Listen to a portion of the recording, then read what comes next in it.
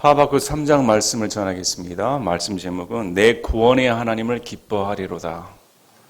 내 구원의 하나님을 기뻐하리로다. 하나님께서는 하박국에 버릇없는 기도에도 응답해 주셨습니다. 따져 묻는 하박국에게 내가 하나님이라면 이렇게 안 하겠습니다. 하나님이라면 이럴 수가 있습니까?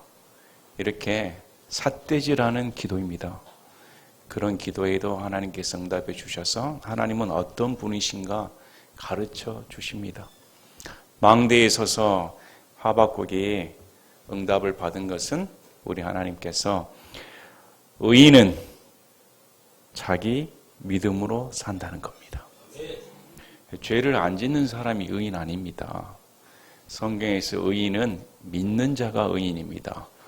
우리는 죄를 짓는 의인입니다. 죄를 짓는 자임에도 불구하고 하나님의 말씀을 믿는 사람을 하나님께서는 의롭다 칭하십니다. 그래서 믿는 자라면 하나님의 말씀을 믿는 자가 의로운 자이다. 그래서 하나님께서는 하박국 대언자에게 말씀을 명했습니다. 이 말씀을 판에 새기라는 겁니다. 분명하게 명확하게 제시하라는 겁니다. 세상 사람은 없어집니다. 이 나라도 영원 무궁하지 않습니다. 온 우주에 있는 것들은 결국은 없어질 산물입니다. 하나님 홀로 영원히 거하시고 하늘과 땅은 없어지겠으나 하나님의 말씀은 1.1핵도 없어지지 않습니다. 영원한 가치는 하나님의 말씀뿐입니다.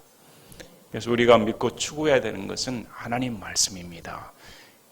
그리고 하박국 대언자에게 하나님께서는 분명하게 제시해 주신 것이 반드시 하나님께서 대언해 준 말씀은 이루어진다는 겁니다. 사람들 눈에 지체하게 보이고 왜 아직까지 안 이루어지지?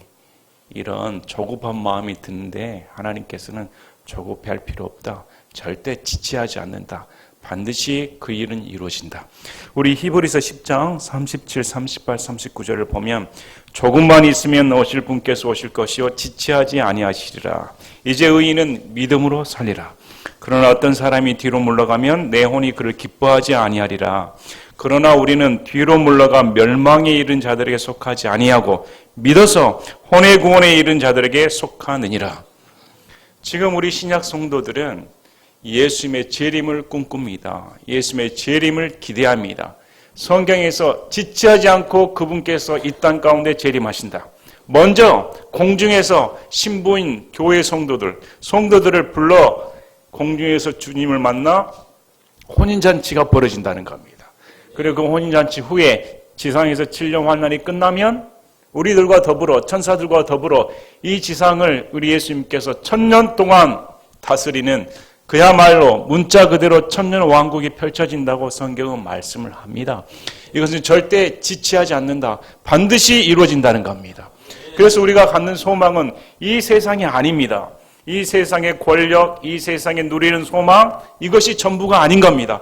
이 세상에서 악을 행하며 오늘도 하나님을 두려워하지 않고 양심에 거스리며 법을 무시하고 제멋대로인 그런 사람들의 일거수일투족을 보며 부러워할 것이 아니라 결국 그들의 결말은 지옥인 겁니다.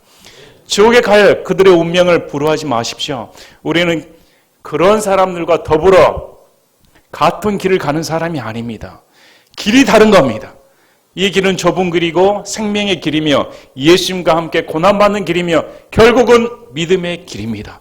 믿음이 없이는 갈 수가 없는 길입니다. 믿음이 없이는 함께 할 수 없는 길입니다. 여러분 믿음이 있으십니까? 우리의 믿음은 예수님과 함께 고난받는 일에 동참한다는 겁니다.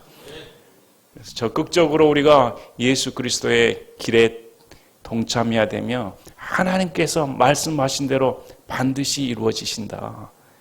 그래서 이 세상을 볼 때 이기는 것이 뭡니까? 우리 노력으로, 우리 힘으로 다른 사람의 권능을 받아서 아닙니다. 성경에서는 요한일서 5장 4절에 무엇이든 하나님께서 난 것은 세상을 이기느니라. 세상을 이기는 승리는 이것이니 곧 우리의 믿음이니라. 세상이 주는 것은 두려움입니다. 이 세상에 갖는 가장 큰 공격 무기는 무엇일까요? 바로 죽음입니다. 죽음 앞에 모든 사람은 쩔쩔맵니다. 그래서 죽지 않는다고 착각하는 겁니다. 죽음을 대면하기 싫어합니다. 나는 영원히 살 거야 착각합니다. 죽음은 1분 후에, 2분 후에, 몇십 년 후에 언제인지는 몰라도 바로 여러분이 맞닥뜨려야 할 원수입니다. 이걸 이길 수 있는 방법은 뭘까요? 세상을 이길 수 있는 방법은 하나밖에 없습니다. 예수님의 십자가와 부활을 믿는 믿음, 그것밖에 없습니다. 그래서 세상을 이기는 믿음이 우리의 믿음이다. 그래서 세상을 두려워하지 마시길 바랍니다. 우리가 끝판에야 죽는 것보다 더 하겠느냐 이런 말을 합니다. 죽음보다 더 두려운 건 없다는 겁니다. 그러나 우리는 예수님과 함께 죽음을 극복한 자입니다. 죽음이 전부인 줄 아니까, 전부가 아니란 걸 아니까. 그러므로 우리가 이 세상을 넉넉히 이길 수 있다고 성경은 말씀을 합니다. 이런 면에서 불신자들은 얼마나 불쌍합니까?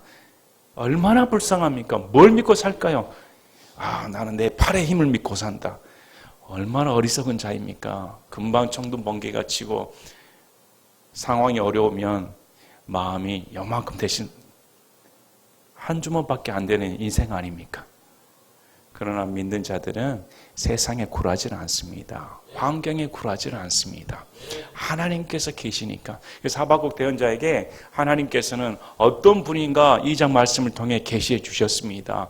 너는 이스라엘 백성만 보는데 하나님의 눈에는 이스라엘 백성뿐만 아니라 세계 민족을 보고 계신다는 겁니다.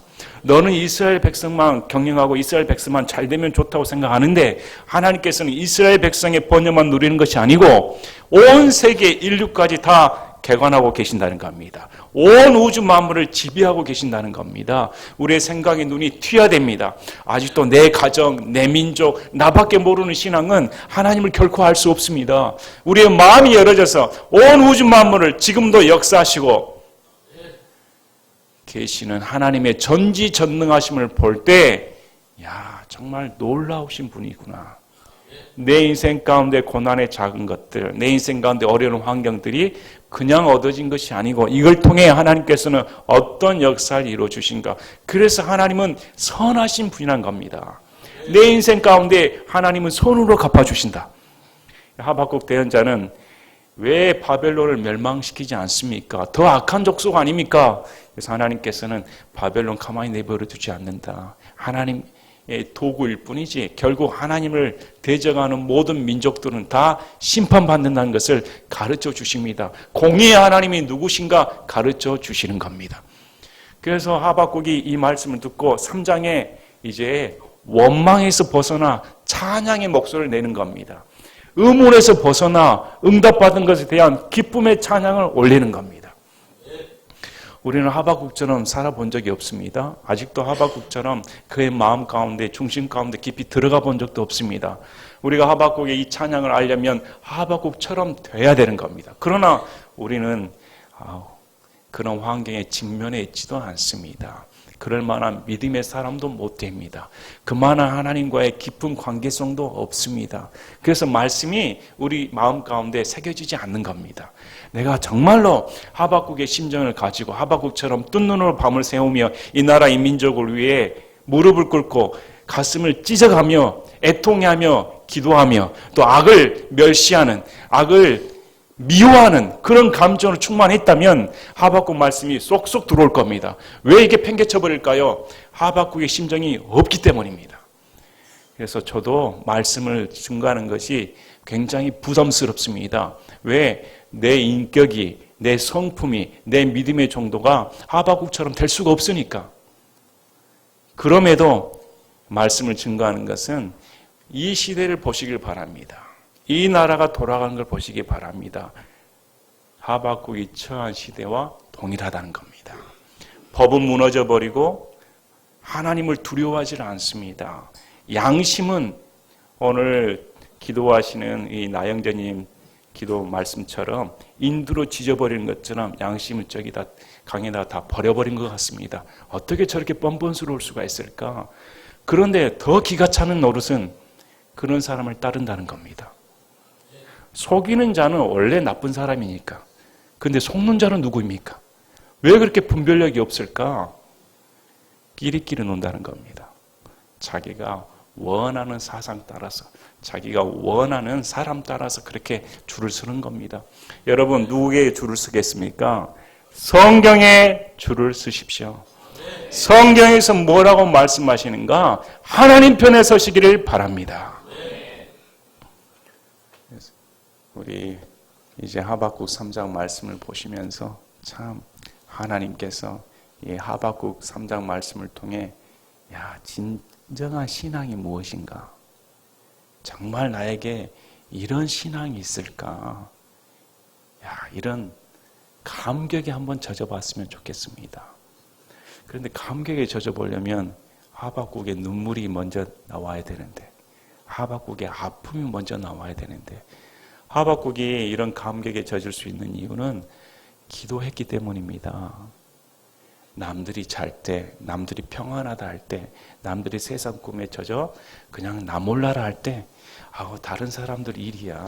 나는 이제 하나님 안에서 나만 잘 먹고 잘 살면 되지. 내가 왜 괜히 간섭을 해? 우리라도 보호해야겠다. 이런 마음으로는 하박국의 찬양이 나올 수가 없는 겁니다. 오늘 하박국의 찬양 말씀을 통해서 뜬 눈으로 밤을 새웠던 그 수많은 아들 가운데 하나님의 음성을 직접 듣고 하나님을 대면했을 때 하박국이 어떤 반응을 보이는가. 그래서 저와 여러분에게 도전이 되는 말씀입니다. 3장 1절에 시기온옷에 맞춘 대언자 하박국의 기도라. 오 주여, 내가 주께서 말씀하신 것을 듣고 두려웠나이다. 오 주여, 그 해들의 한중간에 주의 일을 되살리옵소서. 그 해들의 한중간에 알리시옵소서. 진노하실 때의 긍휼을 기억하시옵소서. 하나님께서는 이스라엘 백성들의 죄악상을 묵과하지 아니하시고 갈대아 민족을 일으켜 바벨론 제국을 통해 징벌하십니다. 또 바벨론 제국 또한 하나님께서 멸하신다 말씀하셨습니다. 이 응답을 들었을 때 하박국이 두려웠다, 이렇게 말씀을 합니다. 하나님을 몰랐을 때는 하나님을 우습게 생각합니다. 너무 경망스럽게 생각할 때가 많습니다. 여러분은 하나님을 어떻게 생각합니까? 예수님 나의 친구 이렇습니다. 솔직히 정말 친구로 여겨지십니까? 친구인 그분이 어느 정도의 위험을 가지시고 어느 정도의 존귀하신 분인지 한번 생각해 보셨습니까? 솔직히 사람이 성경에서 하나님은 나의 친구 고백한 적 없습니다. 고백할 수조차 없습니다. 그분을 친구로 부르는 것은 글쎄요, 가깝다고 그렇게 함부로 말하는 것이 아닙니다. 성경의 대언자들, 예수님을 만난 사람들 어떻게 됩니까? 다 두려웠다. 여러분 친구 보면 두렵습니까? 친구하면 뭘 생각이 납니까? 그냥 막 해도 넘어가는 사람, 내가 실수를 해도 받아주는 사람, 친하니까 이렇게 생각하기 쉽습니다. 그러나 성경에서 하나님의 응답, 하나님과 대면한 사람들은 다 고백한 말이 죽게 되었다. 거룩한 하나님을 대면했을 때 당연히 느껴야 할 것은 두려움입니다. 예수 그리스도 앞에서, 하나님 앞에서 두려움이 없는 신앙은 가짜입니다. 어떤 하나님을 믿습니까? 하나님의 거룩한 속성과 하나님의 원대함, 온천한 만물을 움직이시는 그분의 종기 앞에 음성을 들었을 때 내가 두려웠다. 그래서 두려움은 겸손의 표시인 겁니다. 신앙은 하나님을 믿을수록 내가 죽어지는 겁니다. 더 겸손해지는 겁니다. 하나님 앞에 나는 아무것도 아닌 존재구나. 이것이 신앙이 하나님을 더 가까이 갈수록 자신을 내세울 수가 없는 겁니다. 하박국도 그랬습니다. 이전에는 2번이나 하나님께 삿대질했습니다. 이럴 수가 있습니까? 어떻게 악을 보실 수가 있습니까? 하나님이 지금 주무시고 계십니까? 막 질러댔습니다. 그러나 하나님의 응답을 들었을 때 아이쿠, 나의 어리석음, 나의 편협한 마음, 나의 이기적인 것, 모든 것이 녹아져 버리는 겁니다. 우리도 하나님께 기도할 때 내 것을 내세울 때가 많습니다. 너무 억울한 일을 당했을 때 하나님 어떻게 이럴 수가 있습니까? 그러나 진정한 기도 속으로 들어가고 하나님과 대면했을 때 이런 감정이 나옵니다. 다 털려버리는 겁니다. 다 내려놔 버리십니다.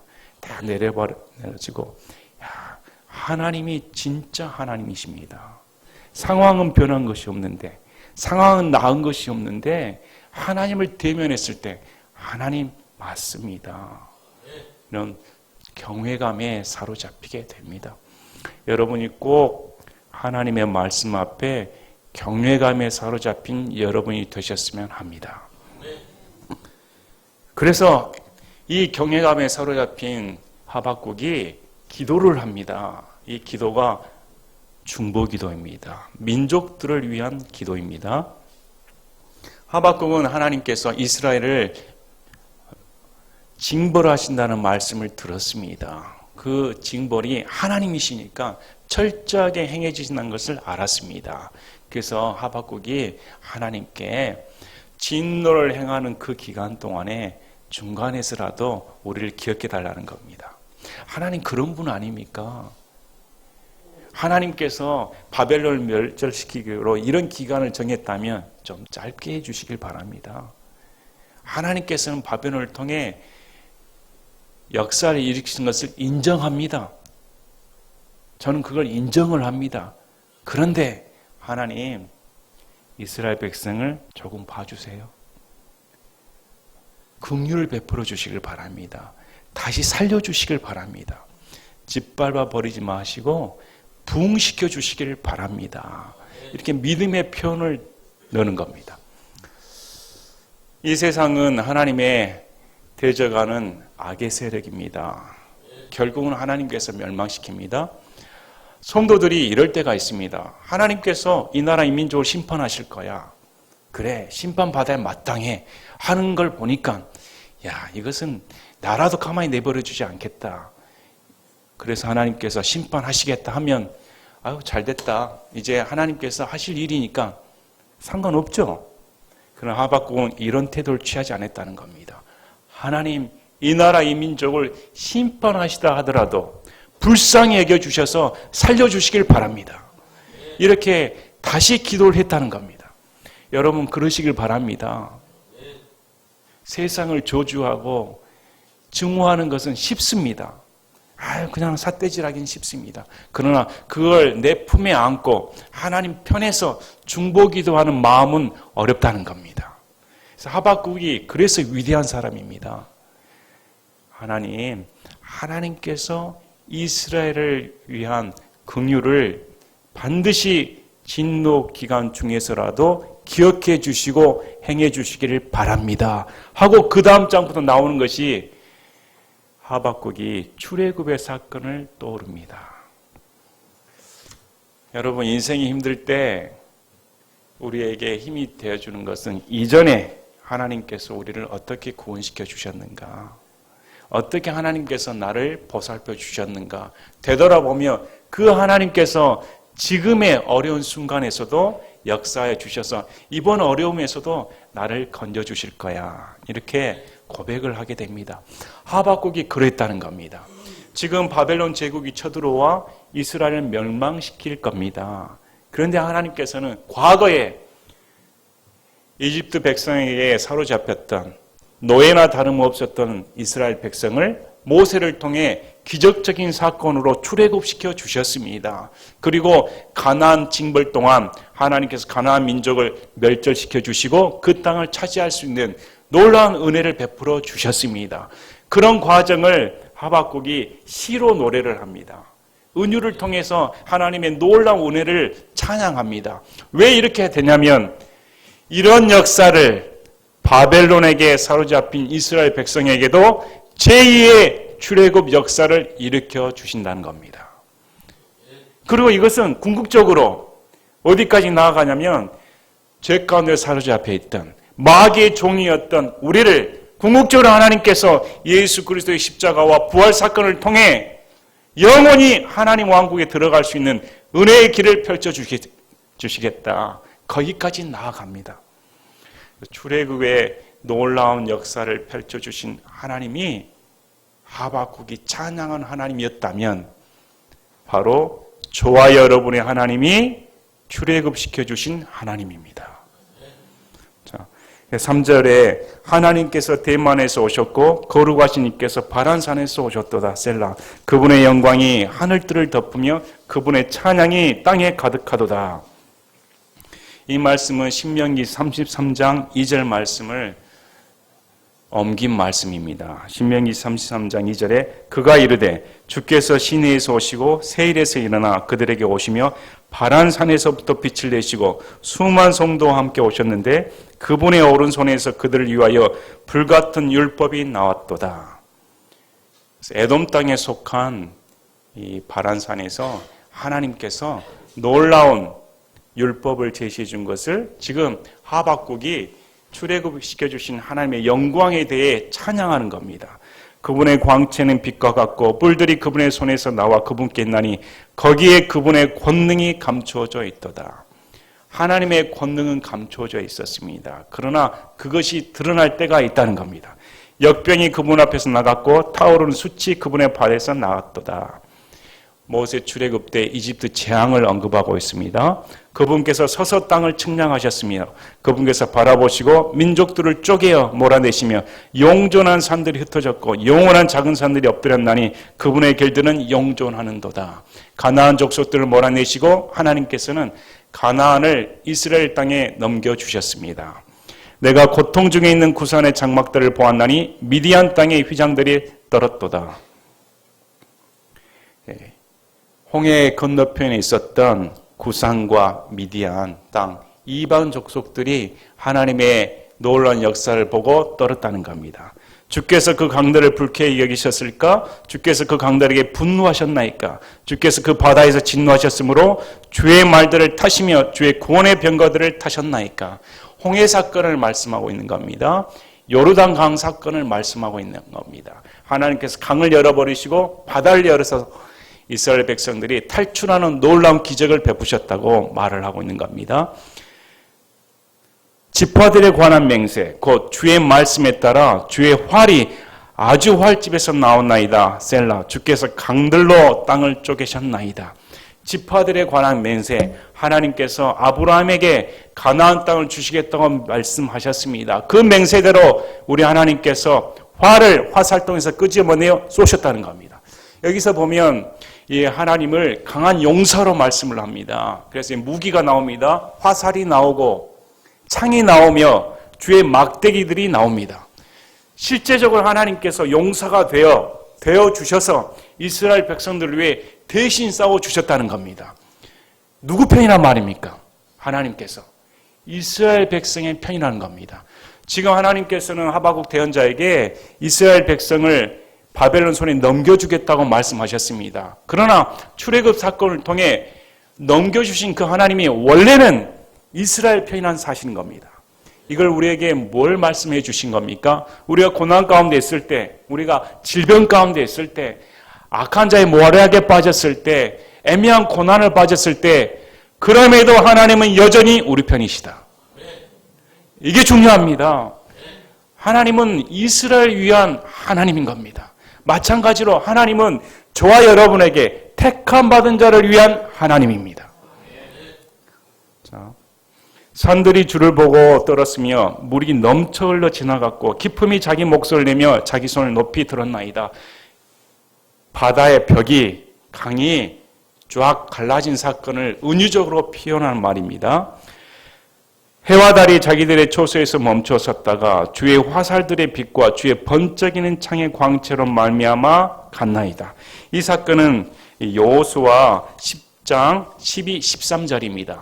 여호수아가 전투를 벌일 때 시간이 더 필요했습니다. 해가 더 길어야 됐습니다. 그래서 여호수아가 주께 아뢰습니다. 이스라엘 눈앞에 이르는데 이렇게 말합니다. 해야 너는 기브온 위에 멈추어 서라. 달아 너도 아얄론 골짜기에서 그리할지니라. 이렇게 말했을 때 해가 멈추어 서고 달이 멈추어 섰습니다. 마침내 백성이 자기 원수들에게 원수를 갚았다. 해와 달이 멈추는 사건을 실제적인 사건이 벌어졌다고 말씀을 하는 겁니다. 자, 여기서 보면 우리 하나님께서 해와 달을 다스립니다. 그리고 강과 바다를 다스립니다. 또 그리고 이교도들을 타작하셨다. 이 땅의 백성들을 다스린다는 겁니다. 주께서 경노하사 그 땅을 지나 행진하셨으며 주께서 분노하사 그 이교도들을 타작하셨나이다. 밟아버리셨다는 겁니다. 우리 하나님 이 하박국은 눈이 열려 온 우주 만물, 자연세계, 물질세계를 지배하시는 하나님을 찬양하고 있는 겁니다. 하늘과 땅과 바다 가릴 것 없이 전적인 역사 가운데 임하시는 하나님이 이런 하나님이시다. 놀랍다는 겁니다. 여러분을 다스리는 하나님 째째하신 분이 아닙니다.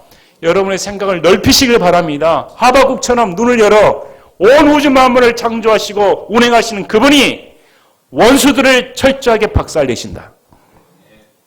주께서 주의 백성의 구원을 위해 곧 주의 기름 부은 자의 구원을 위해 나아가사 그 사악한 자의 집에서 그 기초를 목까지 드러내심으로써 그 머리를 상하게 하셨나이다. 이방 왕들의 머리를 다 쳐버리셨다는 겁니다. 결국 이 말씀은 우리 예수님께서 사탄의 머리를 박살내셨다는 겁니다. 주께서 그의 마을들의 머리를 그의 막대기로 찌르셨나이다. 그들이 회오리 바람같이 나와서 나를 흩으려 하며 은밀하게 가난한 자 삼키기를 기뻐하였나이다. 그들은 은밀하게 악을 행하는 자였습니다. 그러는 이런 악한 자들을 하나님께서는 자신의 막대기로 쳐버렸다. 이렇게 찌르셨다. 성경은 말씀합니다. 주께서 주의 말들과 더불어 바다 곧 큰 물더미를 지나며 걸으셨나이다. 행진하셨다는 겁니다. 자, 우리 누가복음 1장을 보시겠습니다. 누가복음 1장 67절부터 보시겠습니다. 누가복음 1장 67절부터 보시겠습니다. 누가복음 1장 67절부터 79절 말씀은 침례자 요한의 아버지인 사가랴가 태어난 말씀입니다. 사가랴가 성령님 충만하여 이렇게 태어날 합니다. 그의 아버지 사가랴가 성령님으로 충만하여 태어나여 이르되 주 이스라엘 하나님을 찬송하리로다. 그분께서 자신의 백성을 돌아보사 구속하시고 우리를 위하여 구원의 뿔을 자신의 종 다윗의 집에 일으키셨으니 이것은 세상이 시작된 이래로 존재하던 자신의 거룩한 대언자들의 입을 통해 그분께서 말씀하신 바와 같이 우리 원수들과 우리를 미워하는 모든 자들의 손에서 우리를 구원하려 하시며 72절에 또 우리 조상들에게 약속하신 긍휼을 이루시고 자신의 거룩한 언약 곧 우리 조상 아브라함에게 자신이 맹세하신 그 맹세를 기억하려 하심이며 또한 우리 원수들의 손에서 우리를 건져내사 우리가 평생토록 자신 앞에서 거룩함과 의로움으로 두려움 없이 자신을 섬기도록 허락하려 하심이라. 아이야, 너는 가장 높으신 이의 대언자라 불리리라. 내가 주의 얼굴 앞에 가서 그분의 길들을 예비하고 그분의 백성에게 그들의 죄들의 사면을 통하여 구원을 얻게 하는 지식을 주리니 이것은 우리 하나님의 친절한 긍휼로 말미암은 것이라. 이로써 동트는 때가 높은 곳에서부터 우리를 찾아와 어둠과 사망의 그늘에 앉은 자들에게 빛을 주고 우리 발을 화평의 길로 인도하셨도다 하니라. 구약의 대언의 말씀이 신약의 누가복음까지 이어지는 말씀입니다. 하나님께서 아브라함에게 맹세하신 그 언약대로 예수님을 이스라엘에 태어나게 허락하여 주셔서 흑암에 깃든 자들을 건져내 주셔서 죄들의 사면을 허락하여 주시고 다시는 어둠의 권능에 사로잡지 않도록 은혜를 베풀어 주신 긍휼의 때가 다가왔다고 성경은 말씀을 한 겁니다. 그래서 하박국 대언자는 당시 상황이 이스라엘 상만 보고 말씀하셨는데 이 하박국 대언자의 말씀을 살펴보면 앞으로 도래할 예수님의 놀라운 십자가 구속의 은혜까지 보고 있다는 겁니다. 그래서 우리가 얼마나 하박국 대언자의 이 말씀을 통해서 우리를 구원하신 그 감격, 놀라움, 하나님의 어미하심, 그런 전지전능하심을 본다면 하박국의 외로운 마음, 아픈 마음 싹 날아가 버립니다. 그래서 이제 16절 내가 들을 때 내 배가 떨었으며 그 목소리로 말미암아 내 입술이 떨렸도다. 썩게 하는 것이 내 뼛속으로 들어오매 내가 내 속에서 떨었나니 이것은 고난의 날에 내가 안식하려 함이라. 그가 백성에로 올라올 때 자기 군대로 그를 침략하리라. 하나님의 말씀이 두렵습니다. 하나님의 말씀이 너무 두려워서 덜덜덜 다리가 후들후들 떨렸다는 겁니다. 이 응답을 받은 하박국, 다른 사람은 앞날을 몰랐습니다. 관심도 없었습니다. 그런데 깨어서 아픈 문제를 부여잡고 하나님께 기도한 자만이 이런 응답을 받게 되는 겁니다. 여러분도 그렇게 해야 됩니다. 우리 예수님 믿는 거 좀 특별하게 믿어봐야 되지 않습니까? 이왕 인생 사는 거 하나님 체험하며 살아야 되지 않습니까? 이왕 예수님 믿는 거 하나님 간절히 삼아야 되지 않습니까? 그래서 이 하박국의 마음을 가지고 하나님께 애타게 기도해야 됩니다. 그리할 때 하나님의 말씀을 듣고 음성을 듣고 이렇게 떨게 되었다. 떨게 된 것으로 끝난 것이 아닙니다. 17절에 우리가 힘차게 부르던 복음성가지요. 17절 같이 읽겠습니다. 비록 무화과 나무가 꽃을 피우지 못하고 포도나무에 열매가 없으며 올리브 나무에 수고의 열매가 없고 밭이 먹을 것을 내지 아니하며 우리에서 양떼가 끊어지고 외양간에 솥대가 없어질지라도 나는 여전히 주를 기뻐하며 내 구원의 하나님을 기뻐하리로다.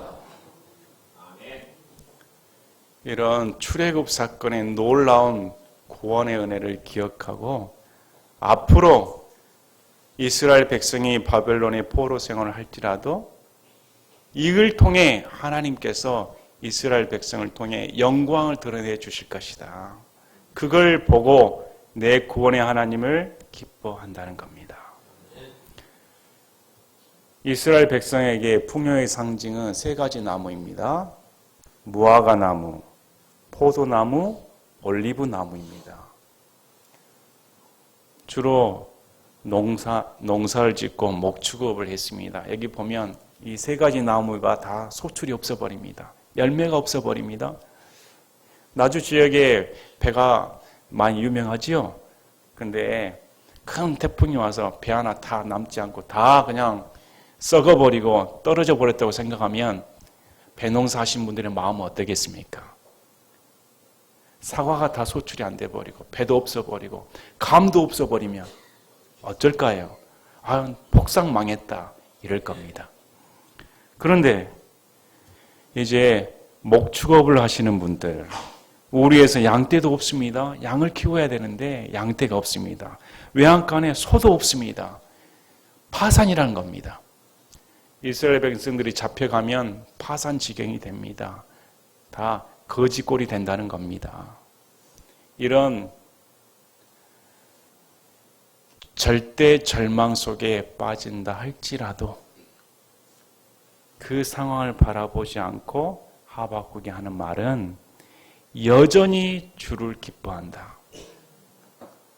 포도나무가 풍성히 열리고 열매가 풍성히 열리고 올리브 나무에 올리브가 풍성히 열리고 무화과 나무에 열매가 풍성히 열릴 때 사람들은 기뻐합니다. 양떼가 뛰놀고 소가 많이 있을 때 사람들은 기뻐합니다. 그런데 그것이 하나도 없어질 때도 여전히 상황 바라보지 않고 나는 기뻐합니다. 예수님 믿는 사람이 환경에 좌지우지 되어 잘 살 때 하나님을 찬양하고 못 살 때 하나님을 원망한다 믿을 자격 없습니다. 예수님 믿는 사람들은 환경에 상관없이 감사해야 되는 겁니다.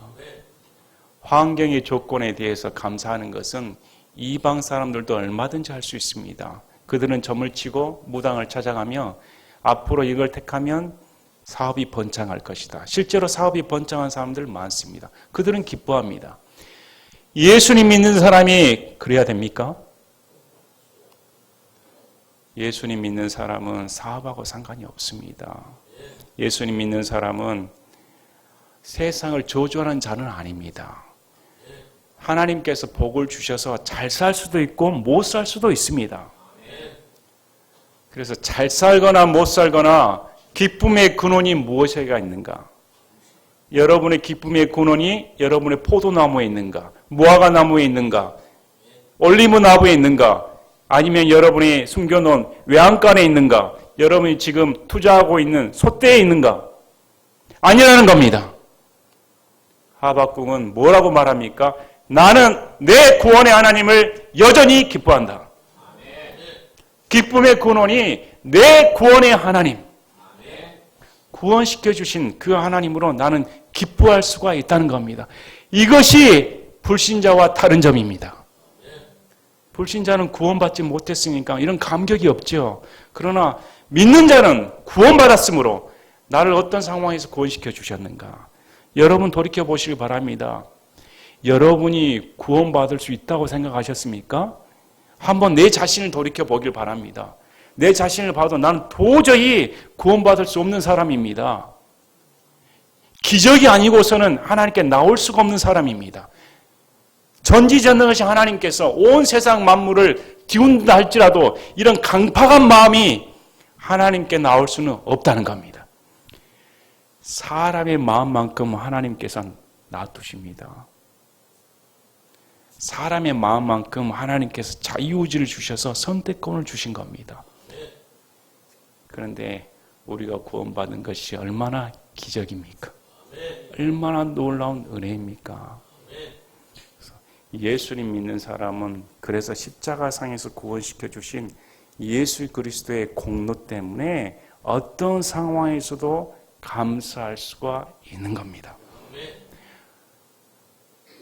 주 하나님은 나의 힘이시니 그분께서 나의 발을 암사슴에 발같게 하사 나를 나의 높은 곳들에서 다니게 하시리로다. 이 노래는 내 현악기들에 맞추어 우두머리 노래한 자에게 준 것이니라. 하박국은 다리가 후들후들 걸렸습니다. 또 시대를 볼 때 하박국처럼 마음을 아파하는 사람들이 별로 없습니다. 사람들은 세상에 취해서 하나님을 아예 알지도 못합니다. 얼마나 낙심이 됐을까요? 그러나 그의 힘은 하나님이시다. 내 힘이 하나님이시다. 그래서 껑충껑충 뛰어다니는 암사슴처럼 높은 곳에 나를 뛰어다니게 해줄 수 있는 하나님이십니다. 이렇게 고백을 합니다.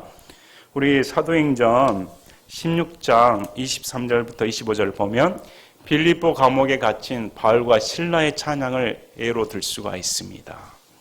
빌립보에서 바울과 실라는 실컷 두들겨 맞았습니다. 23절에 그들을 많이 책질한 뒤에 감옥에 가두고 간수에게 분부하여 그들을 안전히 지키라 하며 간수가 이러한 분부를 받아 그들을 안에 있는 감옥에 밀어넣고 그들의 발을 착고에 단단히 채우니라. 한밤중에 바울과 실라가 기도하고 노래로 하나님을 찬양하며 죄수들이 그들의 말을 듣더니 하나님의 역사를 섬기던 사람이었습니다. 이들이 무슨 죄를 지었습니까? 그들이 한 것이라고는 복음을 전한 것뿐이었습니다. 그러나 빌립보 사람들은 듣기 싫었다는 겁니다. 이단자들이라 사이비들이라. 그리고 실컷 두들겨 패고 감옥에 가둬버렸습니다. 착고에 채웠습니다. 손과 발이 꽁꽁 묶였습니다. 얼마나 맞은 데가 아팠을까요? 쓰라렸을까요? 어두컴컴한 곳에서 야 하나님을 원망할 수 있는데 내가 하나님을 일을 한다고 이렇게 열심히 했는데 몇 가지 두드려 맞았는데 하나님 뭐하고 계십니까? 이렇게 원망할 수도 있는데 그들이 한 것은 기도하고 찬양했다는 겁니다. 한밤중에 가장 애로울 때, 가장 공고할 때, 가장 낙심될 때 그들이 한 것은 기도하고 찬양했다. 뭐 때문에 찬양했겠습니까? 어떻게 나란 인생이 예수님을 위해 매맞을 수가 있는가? 어떻게 나란 인생이 빌립보에 가서 복음을 전할 수 있는 그런 은혜를 받을 수가 있는가? 그거 하나만으로도 기도할 수 있고 찬양할 수가 있다는 겁니다. 예수님 믿는 사람은 이런 힘을 가지고 있어야 됩니다. 예수님 믿는 사람 이런 믿음이 있어야 되는 겁니다. 예수님 믿는 사람 뭔가 달라도 달라야 되는 겁니다. 그래서 그래서 우리의 찬양을 막을 수가 없는 겁니다. 우리의 기도를 막을 수가 없는 겁니다. 세상이 무너져 내리고 어떠한 질병의 세력이 오고 어떠한 환란이 나한테 올지라도 나는 여전히 하나님을 찬양하겠다. 깊은 어둠 가운데 빛이 밝히 드러나는 것처럼 인생의 가장 어두운 곳에서 하나님을 찬양하는 것이 값진 겁니다. 보석과 같습니다. 빛나는 겁니다. 사람이 잘 살 때는 다 찬양할 수가 있습니다. 그러나 인생의 낭떠러지까지 떨어졌을 때 그가 보여주는 것이 무엇인가? 그가 보여주는 행동이 무엇인가? 그제야 그의 믿음이 좋을 때 올라가는 겁니다. 어느 정도의 믿음을 보여줄 수가 있는가? 하박국이 그랬다는 겁니다. 온 자신의 집안이 거덜이 나고 이 나라 이 민족이 거덜이 나고 한 푼이 없을지라도 나는 하나님 한 분만이면 기뻐한다. 여러분이 이런 신앙 가지시길 바랍니다. 또 나를 구원시켜 주신 이 예수님이 얼마나 값집니까? 우리에게 이런 찬양할 수 있다는 은혜가 부여됐다는 것이 얼마나 값진 은혜입니까? 비할 수 없는 은혜입니다. 하박국 대언자의 말씀처럼 이제 신약에 와서 우리 예수님의 구속의 은혜 가운데 동참하게 돼요. 이제 요한계시록에 가면 왕자에 앉으신 어린 양께 영광과 찬송이 있기를 원합니다 하고 저와 여러분이 무릎 꿇고 엎드려 경배할 겁니다. 오늘 하박국 말씀을 보았습니다. 하박국 대언자의 이 심정, 이 찬양, 가슴 깊은 곳에서 나오는 이 하나님을 향한 놀라움. 우리가 이런 하박국의 시처럼 하나님을 이렇게 높이 올리는 시를 올렸으면 합니다. 여러분의 기도의 모습은 어떠합니까? 여러분 무릎을 꿇고 어떤 기도를 올립니까? 5분 기도하신 분은 이거 해주세요 하고 딱 입 닫아버립니까? 15분 기도한 사람은 저것까지 더 해주세요 하고 닫아버립니까? 우리의 기도 제목은 뭘까요? 우리의 기도의 내용은 어떻습니까? 하박국 대언자의 기도 내용을 보시길 바랍니다. 중보기도와 찬양입니다. 하나님께 찬양한 것만 해도 우리는 하루 종일 해도 부족합니다. 그래서 스랍들이 하루 종일 거룩하다 이렇게 외치는 겁니다. 저와 여러분이 이런 마음 깊은 곳에서 하나님을 찬양하는 이런 시간을 갖기를 원합니다. 제가 기도하고 마치겠습니다.